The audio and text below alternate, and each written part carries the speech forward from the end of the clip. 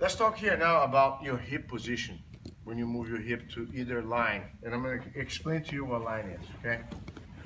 One of my favorite positions to do is I kind of train my hip to move in front of the body of the person I want to sweep. So you see how this leg here is weak? So a lot of times I move my hip forward and then I crunch. I keep circling around the guy because when I'm here, look, the knee gets strong. You see how I can kind of, even without the arms, can still put a lot of pressure. Okay, so one more time, slow. So the drill here is like basically here, you use your hip, and as you use your hip, try to get deeper with your leg on the outside of the knee, okay? So if I'm here, let's say, you see I'm aligned with the shoulder, the head's kind of like in front of me, so I kind of use my shoulder here, look, keep digging, and then here when I crunch, look, that knee is really strong. And if I have the arm control, it's easy to kind of work everything in synchronicity. You know, I have the whole body with it. So one more time.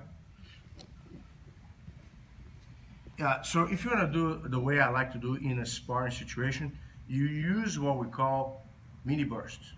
Okay, so here you do like a big thrust of your hip and stiff your leg right there, and I stretch my other leg. So now when I crunch, everything goes at once. So you don't have to keep doing a bunch of hip scoot. Okay, very good. One more time. So that's right, I'm here already in the position. So I got here. So basically what I'm trying to do is kind of circle around the guy a little bit. So I'm gonna do a big thrust, okay? Sometimes one is enough. Go here really high, and then I crunch really deep. And here for now, I get the guy, okay? One more time.